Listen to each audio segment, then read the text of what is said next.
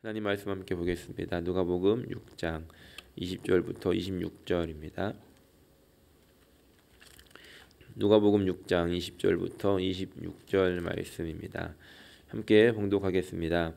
예수께서 눈을 들어 제자들을 보시고 이르시되 너희 가난한 자는 복이 있나니 하나님의 나라가 너희 것이미요 지금 줄인 자는 복이 있나니 너희가 배부름을 얻을 것이미요 지금 우는 자는 복이 있나니 너희가 웃을 것이미요 인자로 말미암아 사람들이 너희를 미워하며 멀리하고 욕하고 너희 이름을 악하다 하여 버릴 때에는 너희에게 복이 있도다.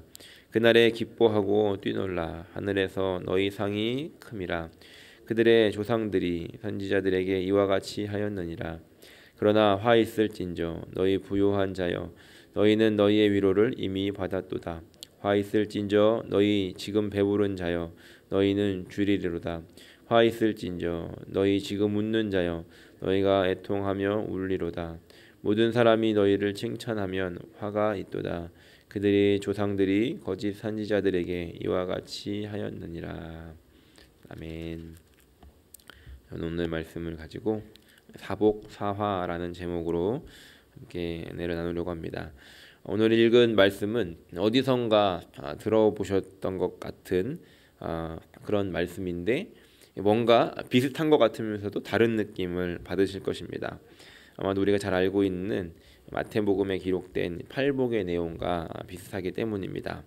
다른 점이 있다라고 한다면 마태복음에는 8개의 복을 이야기했다면 오늘 누가복음에서는 반으로 줄었습니다. 그래서 4개의 복을 이야기를 하고 그 대신에 4개의 화 있을진저라고 하면서 4개의 화가 대조를 이루면서 기록이 되어 있습니다. 그래서 오늘 말씀의 제목을 4가지의 복과 4가지의 화, 사복사화라고 지어봤습니다. 물론 마태복음에는 그 반대되는 대조되는 화에 대한 내용은 기록되어 있지 않습니다. 그리고 마태복음에 있는 팔복과 또 다른 점이 있다라고 한다면 마태복음에서는 마음이 가난한 자 이렇게 이야기를 하고 있다면 그리고 줄인 것도 의에 줄이고 목마른 자 이렇게 이야기를 하고 있다면 오늘 읽은 누가복음에서는 그냥 가난한 자들 그리고 그냥 줄인 자들 이렇게 표현을 하면서 조금 더 이제 현실적인 우리의 삶과 가까운 느낌을 가지고 있습니다. 지난 시간에도 말씀을 드렸던 것처럼 이 복음서마다 특징들을 가지고 있는데 이 누가복음이 가지고 있는 특징 중에 하나가 바로 가난하고 소외된 사람들에 대해서 관심이 크게 있다는 것입니다.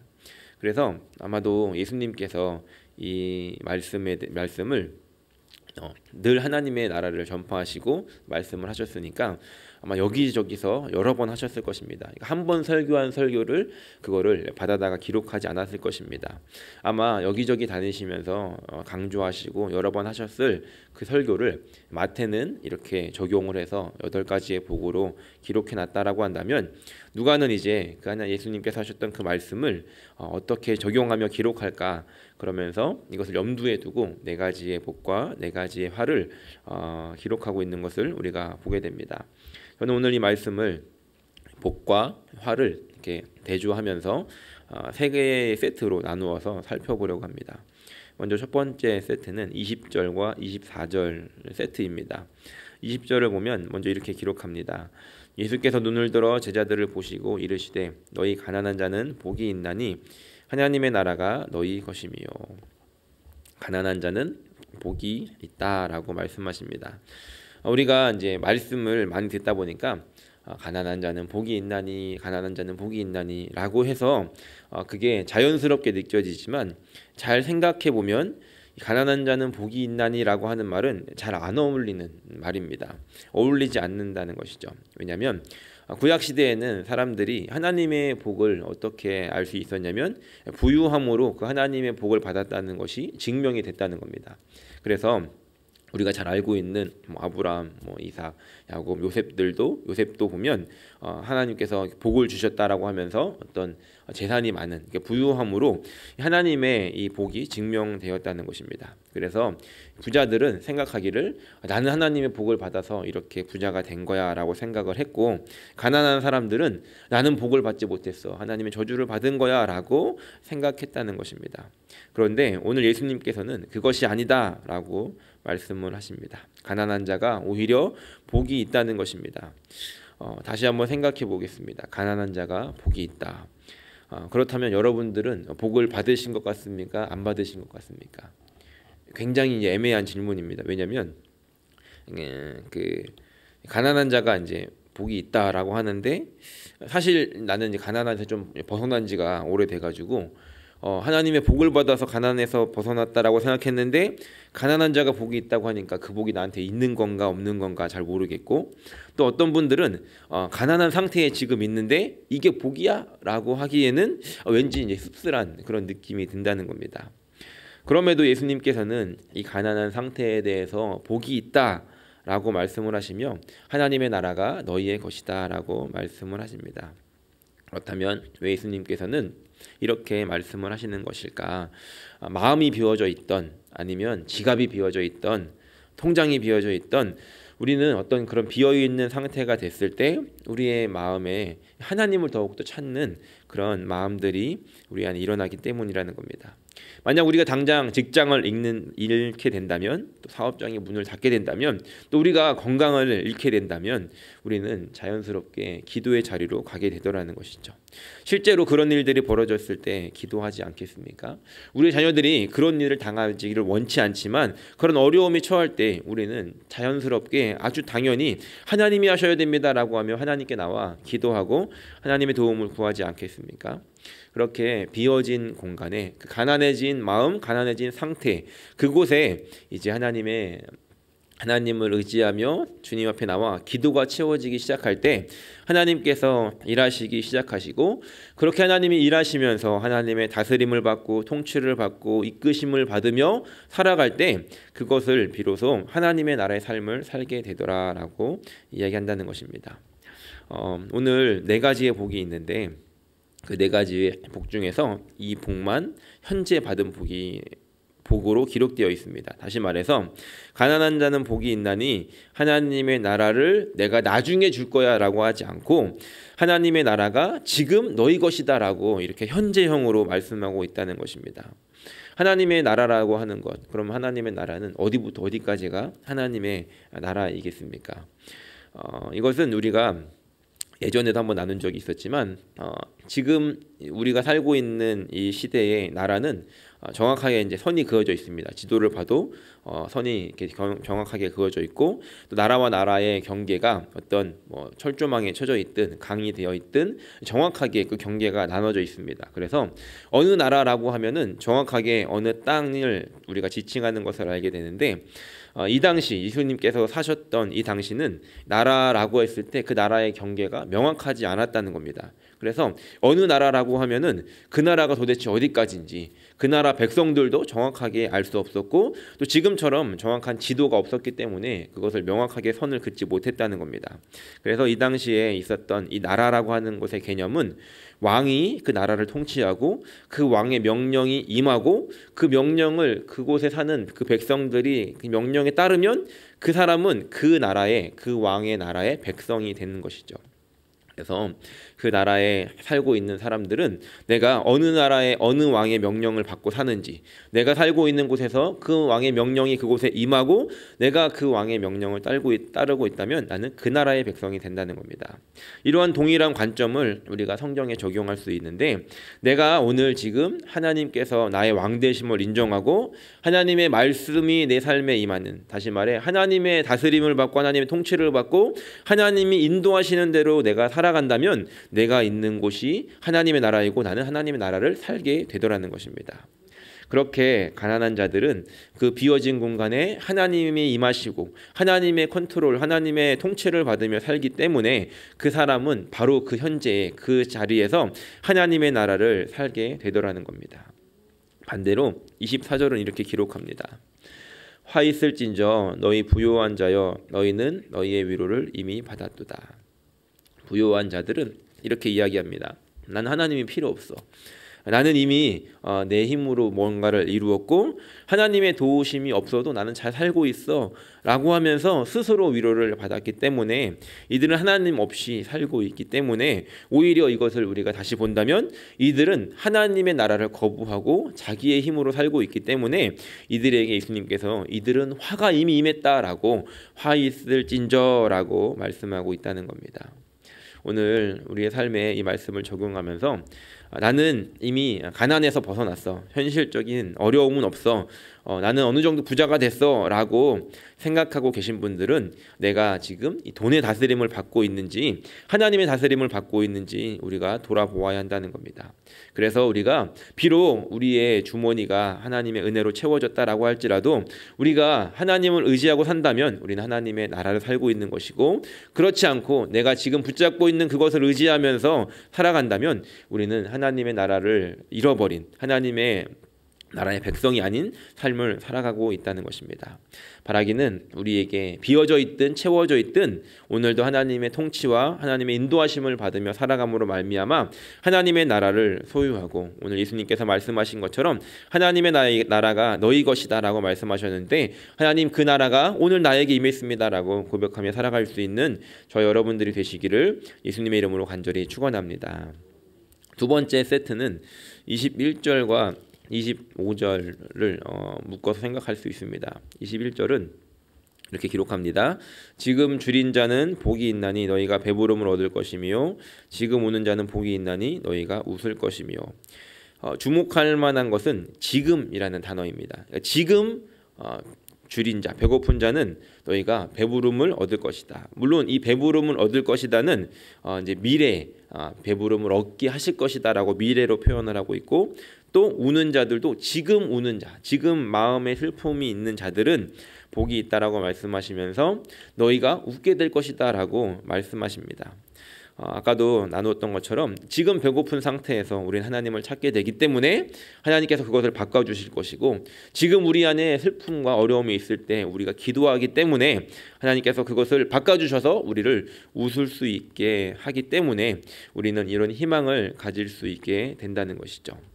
그런데 반대로 25절을 보면 이렇게 기록합니다. 화 있을진저 너희 지금 배부른 자여 너희는 줄이리로다. 화 있을진저 너희 지금 웃는 자여 너희가 애통하며 울리로다.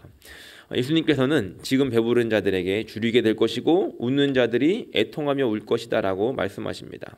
그러면 우리는 이제 이런 두려움을 불안함을 갖습니다. 우리가 지금 이제 배부르고 지금 우리가 너무 이제 행복하고 좋은데 어머나 그러면은 나는 이제 반대로 이 상황이 뒤집어지는 건가?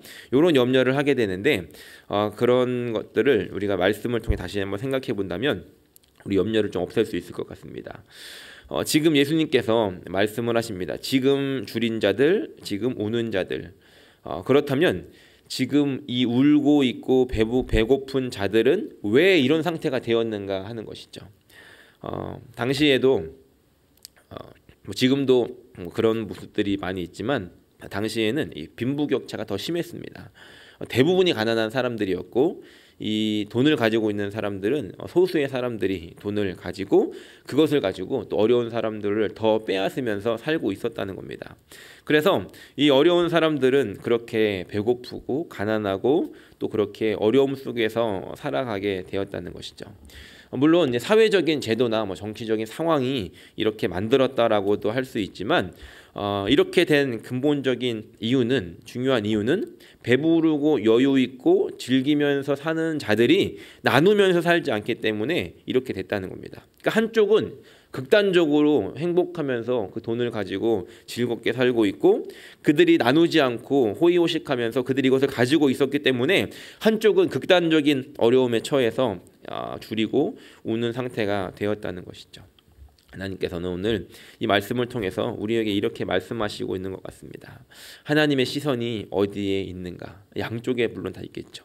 그런데 하나님의 시선이 양쪽 다 임하고 있지만 이것들을 나누지 못하고 있는 사람들을 향해서 하나님은 이들을 향해 분노하고 계시고, 내가 언젠가 너의 손에서, 나누지 못하는 그 손에서 내가 이것을 나누어서 이 어려운 사람들에게 풀어줄 것이다 라고 말씀하시며 이들을 바라보고 있는 것이고, 또 그들이 나누지 못함으로 말미암아 지금 어려움에 처해 있는 자들을 보시면서 하나님께서 내가 그거 뺏어다가 너희한테 줄게, 너희가 배부르게 될 것이고 너희가 웃게 될 것이야 라고 하면서 이들을 긍휼히 여기시고 불쌍히 여기시고 이들에게 희망을 선포하고 계시다는 것입니다. 그렇다면 오늘 우리는 어떻게 살아가야 하겠습니까? 지금 우리가 어려움 가운데 있다라고 한다면 하나님의 시선이 우리 가운데 머물고 있음을 우리가 기억하며 우리가 기도하게 될 때 하나님께서 곧 우리에게 이런 회복을 주실 것이라는 것을 우리가 이 말씀을 통해서 깨달을 수 있습니다.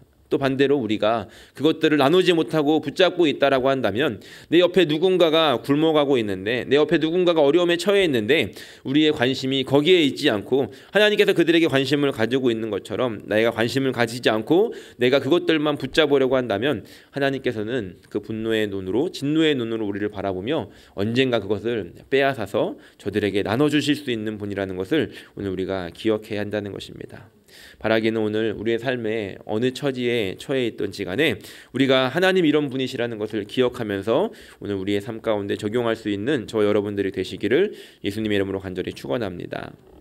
세 번째로는 22절, 23절과 마지막 26절을 묶을 수 있습니다. 22절, 23절에 이렇게 기록합니다. 인자로 말미암아 사람들이 너희를 미워하며 멀리하고 욕하고 너희 이름을 악하다 하며 버릴 때에는 너희에게 복이 있도다. 그날에 기뻐하고 뛰놀라. 하늘에서 너희 상이 큼이라. 그들의 조상들이 선지자들에게 이와 같이 하였느니라.